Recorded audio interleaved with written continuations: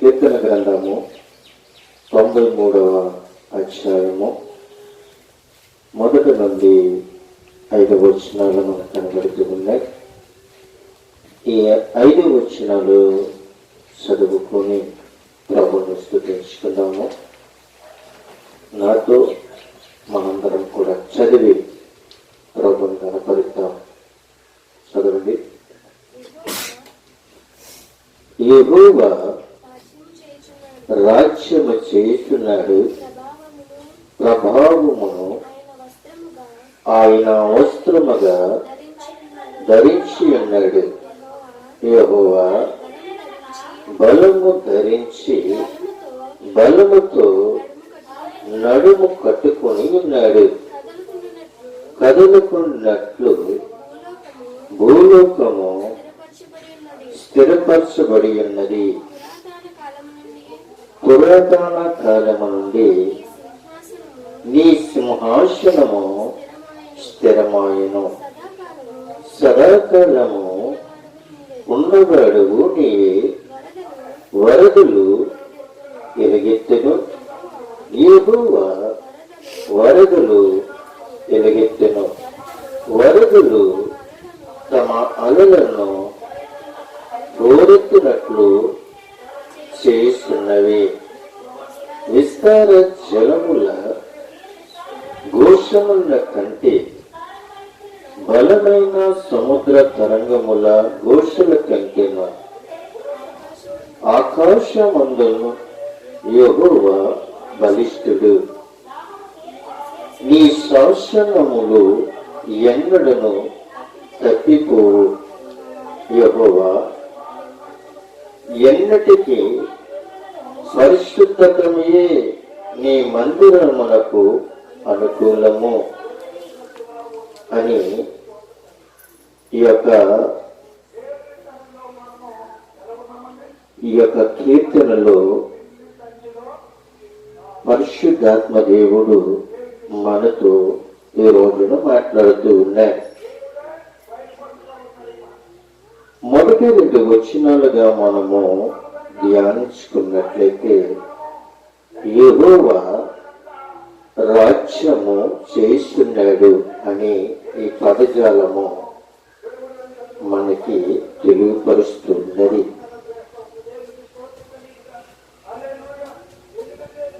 బైబిల్లో ఈ కీర్తనలో ఉన్న మొదటి 2 పదాలు యావే అనే మలక్ అనే పదము మీద మనకి కనబడుతూ ఉంది. ఈ పదము మీద ఎలాగా కనబడుతూ ఉంది అంటే యెహోవా రాజ్యము చేస్తున్నాడు. ఈ పదజాలం కీర్తన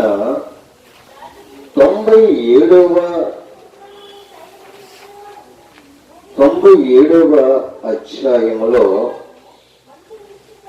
ప్రారంభములో మనము ఒక్కసారి జ్ఞాపకం చేసుకున్నట్లయితే అక్కడ పరిశుద్ధాత్మ దేవుడు మరి యొక్క మాట కనపరుస్తూ ఉన్నాడు. చూడండి, 97వ అధ్యాయము. యెహోవా రాజ్యము చేస్తున్నాడు, భూలోకము ఆనందించునుగాక, ద్వీపములన్నీ సంతోషించునుగాక అని చెప్తూ ఉన్నాడు.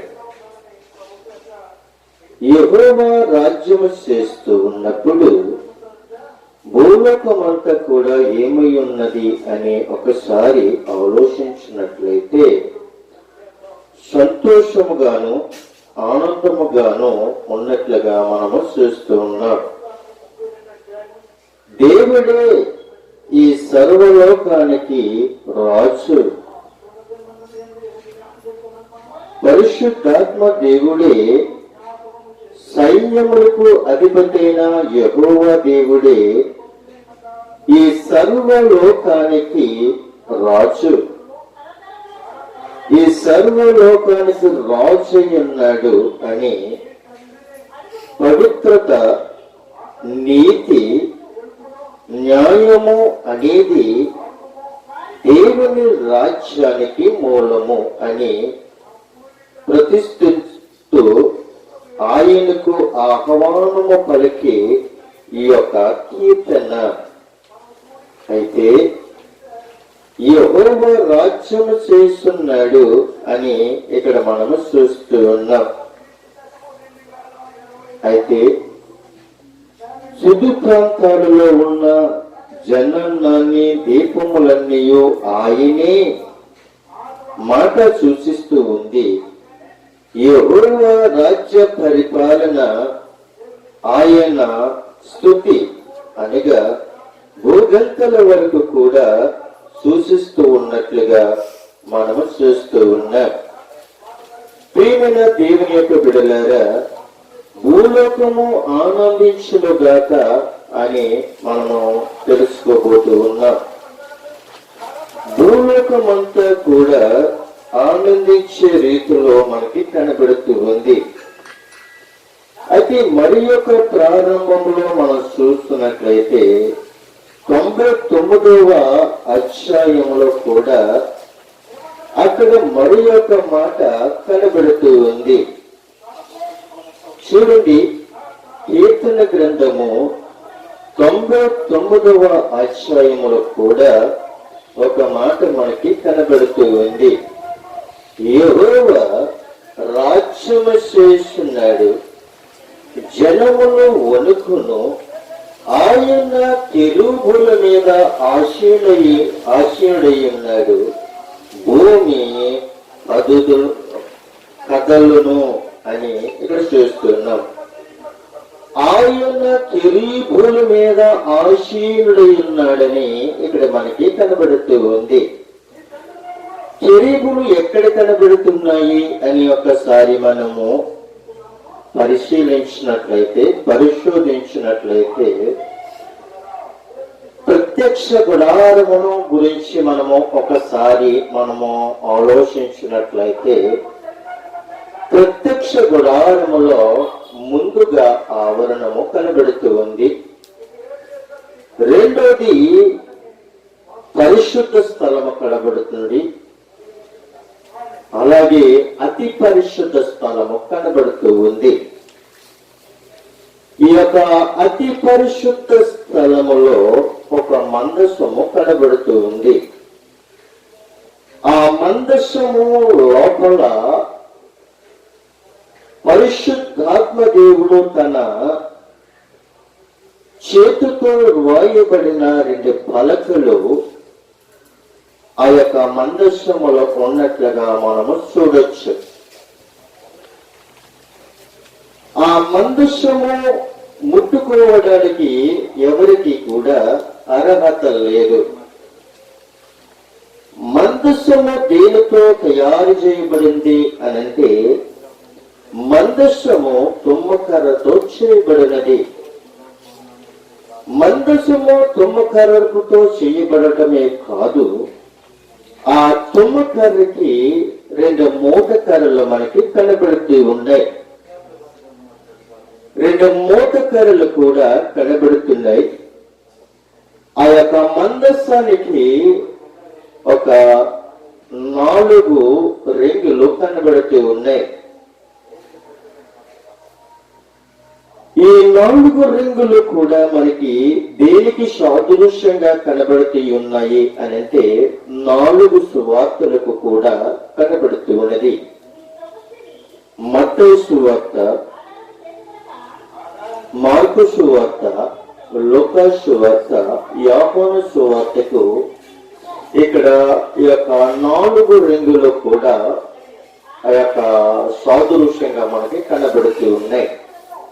అలాగే మందసము పైన 2 కెరూబులు కనబడుతున్నాయి. కెరూబులు అనగా దేవుని యొక్క దేవదూతులు.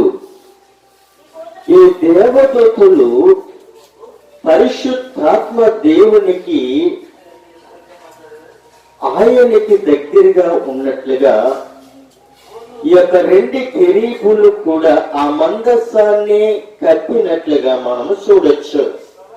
ప్రియమైన దేవుని యొక్క బిడ్డలారా, కెరూబీల మీద ఆసీనుడై ఉన్నాడు, భూమి కదులును అని చెప్తున్నాడు. ఈ పరిశుద్ధాత్మ దేవుణ్ణి ఈ యొక్క దేవదూతలు ఆరాధించినప్పుడు భూమి కదిలినట్లుగా, కప్పించినట్లుగా కూడా మనము చూడొచ్చు. దేవదూతలు పరిశుద్ధుడు పరిశుద్ధుడు అంటూ గాని ప్రతిగానము చేసుకుంటూ ప్రభుని ఆరాధించినట్లుగా మనము చూడొచ్చు.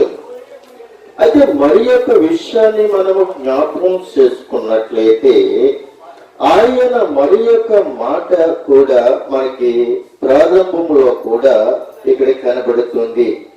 96వ అధ్యాయములో 10వ వచనములో చూసినట్లయితే అక్కడ మరి యొక్క విషయాన్ని మనము జ్ఞాపకం చేసుకోవచ్చు. పరిశుద్ధాలంకారములు ధరించుకొని యెహోవాకు నమస్కారం చేయుడి, సర్వభూషణులారా ఆయన సన్నిధిని వణికిడి అని చెప్తున్నాడు. సర్వజనులు ఎలా ఉండాలి అంటే ఆయన సన్నిధిలో వణికేవారిలా ఉండాలి. ఇప్పుడు ఆయన సన్నిధిలో వణికేవారిలాగా లేరు గాని ఆయన యొక్క సన్నిధిలో సలుగుకునేవారిలా ఉన్నారు. ఇక్కడ దేవుని యొక్క సన్నిధిలో మనం ప్రార్థించినప్పుడు, దేవుని యొక్క సన్నిధిలో మనము ఆయనని ఆరాధించినప్పుడు ఆయన యొక్క సన్నిధిని మనం ఏం చేయాలంటే వణికే వారిలా ఉండాలి. ఆయన సన్నిధిలో వణికబడే వారిలాగా ఉండాలి, తగ్గించుకునే వారిలాగా ఉండాలి, భయభక్తులు కలిగే వారిలాగా మనము ఉండాలి అని ఇక్కడ మనము నేర్చుకోబోతూ ఉన్నారు. మరి యొక్క విషయాన్ని మనము జ్ఞాపకం చేసుకున్నట్లయితే ప్రారంభంలో మనకి కనబడుతుంది, రాజ్యము చేస్తున్నాడు అనే అర్థాన్నిచ్చే ఎవ్రీ ప్రథం మాలక్ పూర్తయిన చర్యలు లేదా స్థిరమైన స్థితిని సూచించే క్రియాపదం ప్రభావమును వస్త్రముగా ధరించి ఉన్నాడు అని మనం ఈ యొక్క 104వ ఈ యొక్క దావీదు కీర్తనలో మొదటి వచనములో మనకి చూడొచ్చు. 104వ దావీదు కీర్తనలో అంటున్నాడు కదా, ఆయన అంటున్నాడు చూడండి, నా ప్రాణమా యెహోవాను సన్నిధించుము, యెహోవా నా దేవా నీవు అధిక ఘనత వహించిన వాడవు, నీవు మహోన్నత్యమును ప్రభావమును ధరించి ఉన్నవాడు అని ప్రభువు ఈ విధంగా మనకి ఉచ్చరిస్తూ ఉన్నాడు.